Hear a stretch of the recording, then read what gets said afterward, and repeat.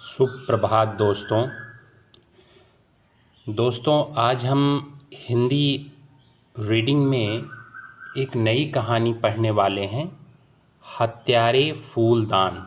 ठीक है, तो दोस्तों हमारे इस चैनल पे आपको हिंदी रीडिंग, हिंदी पढ़ना, हिंदी लिखना ये सब सिखाया जाएगा।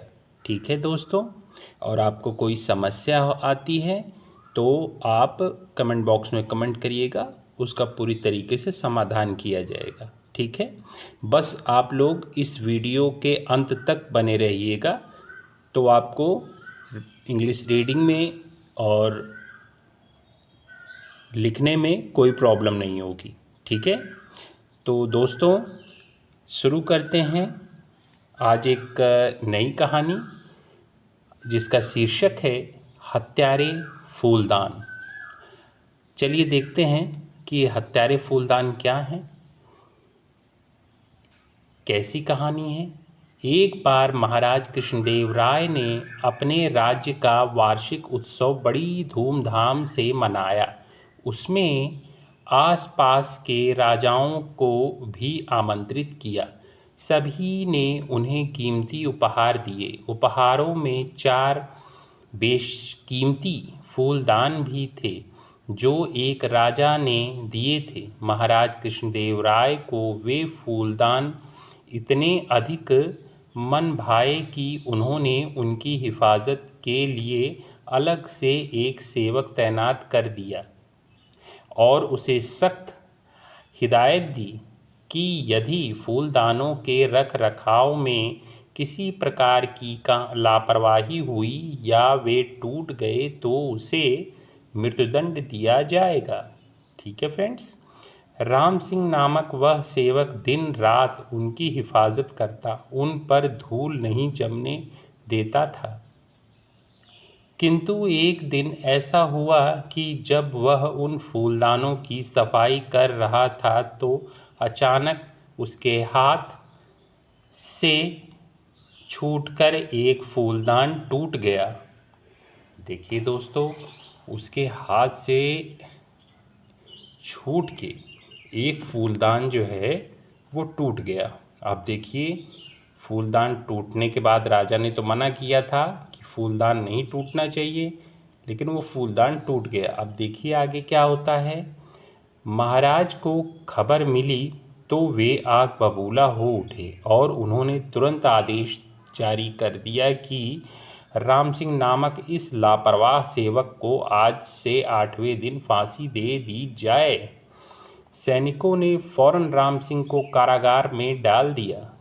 देखिए, यह बात तेनालीराम को भी पता चली तो वे महाराज के पास गए और बोले, महाराज, राम सिंह 20 वर्षों से महल की सेवा में है, उसे इतने मामूली नुकसान का इतना कठोर दंड देना उचित नहीं है। उस समय महाराज क्रोध में भरे बैठे थे। बोले, तेनालीराम, इस विषय में हम किसी की कोई भी बात नहीं सुनना चाहेंगे। हमने जो आदेश दे दिया वह अटल है।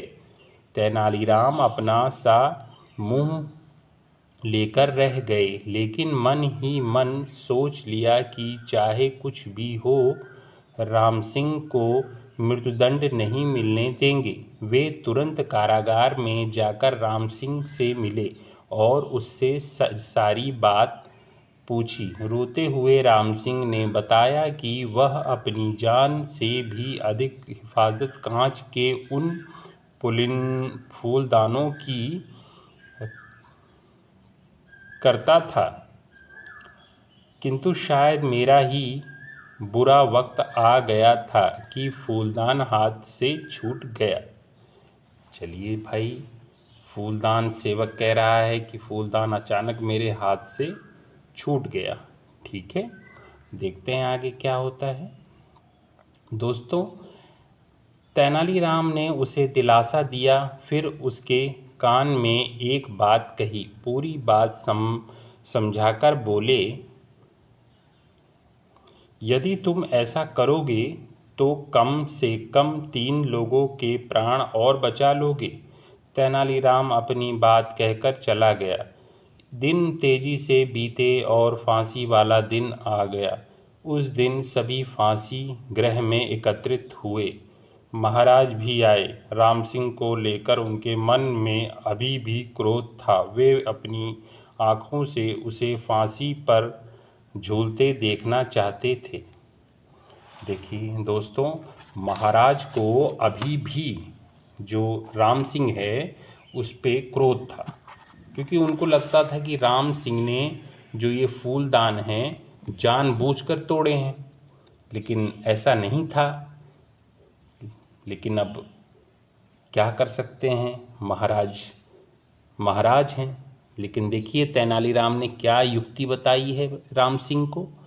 राम सिंह को फांसी के तख्ते पर चढ़ा दिया गया। तब जल्लादों ने उसे उसकी अंतिम इच्छा पूछी। राम सिंह ने कहा, मैं बाकी बचे वे तीनों फूलदान भी देखना चाहता हूँ जिनकी वजह से मैं फांसी पर चढ़ाया जा रहा हूँ। जल्लादों ने महाराज की ओर देखा। महाराज ने आज्ञा दे दी। तुरंत तीनों फूलदान उसके सम्मुख लाए गए।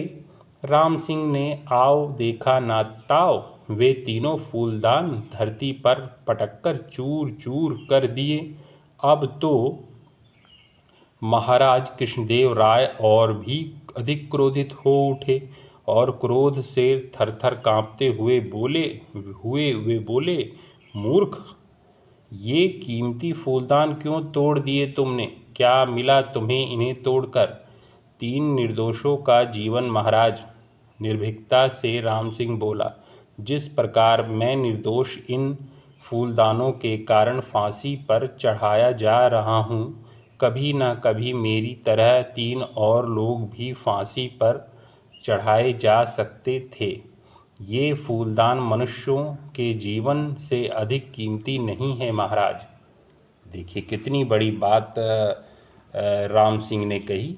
ये देखिए फ्रेंड्स, दोस्तों, कैसा चित्र है ये, कितना बढ़िया चित्र बना रखा है। देखिए राम सिंह है, ये जो बचे हुए फूलदान है देखिए ये तोड़ रहा है, और ये महाराज हैं, ये कृष्णदेव राय और अन्य सैनिक गण हैं। कितना अच्छा चित्र बनाया हुआ है। ऐसे चित्र दोस्तों मुझे बहुत अच्छे लगते हैं, आपको भी शायद अच्छे लगते हों। चलिए आगे देखते हैं कि कहानी में क्या हुआ। ध्यान दीजिएगा। राम सिंह की बात सुनकर जैसे नींद से जागे महाराज कृष्णदेव राय एक पल के सोवें हिस्से से भी पूर्व उनके मस्तिष्क पर छाई क्रोध की सभी परतें हट गईं और उन्हें तुरंत आभास हो गया कि क्रोध में वे यह कैसा अनर्थ करने जा रहे थे। उन्होंने फौरन राम सिंह की फांसी स्थगित कर दी। देखिए दोस्तों, कितनी अच्छी युक्ति बताई थी तेनालीराम ने कि देखिए राम सिंह खुद तो फांसी से बच गया और उन्होंने तीन लोगों की और जान बचाई। ठीक है, देखते हैं आगे क्या होता है। अगले दिन उन्होंने सुबह सुबह राम सिंह को दरबार में बुलाकर पूछा, सच सच बताओ कि तुम्हें ऐसा करने की सलाह किसने दी? राम सिंह ने तेनालीराम की ओर देखा। महाराज कृष्णदेव राय सब कुछ समझ गए। फिर तेनालीराम से मुखातिब होकर वह बोले, आज तुमने एक निर्दोष की जान तो बचाई ही है तेनालीराम, हमें भी क्रोध में विवेक ना खोने देने की मूक सलाह दी है। तुम धन्य हो तेनालीराम, तुम धन्य हो। देखिए दोस्तों, इस कहानी से क्या शिक्षा मिली कि क्रोध में कभी कभी कोई हम फैसला ले लेते हैं जिसके लिए हमें बाद में पछताना पड़ता है। देखिए राम सिंह के हाथों से ही वो जो फूलदान था वो टूटा था सफाई करते हुए, और महाराज ने क्रोधवश उसे फांसी की सज़ा दी थी। क्योंकि देखिए फूलदान क्या इंसान की जीवन से ज़्यादा कीमती हैं? ऐसा नहीं।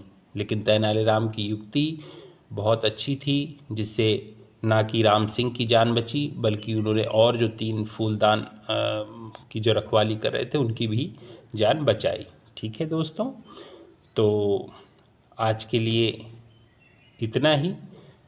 और कोई चीज़ अगर आपको ना इसमें समझ में आई हो कोई शब्द, तो आप कमेंट बॉक्स में कमेंट करिएगा, मैं उसका पूर्ण तरीके से समाधान करूँगा। ठीक है, आज के लिए बस इतना ही। आपका दिन शुभ हो। धन्यवाद।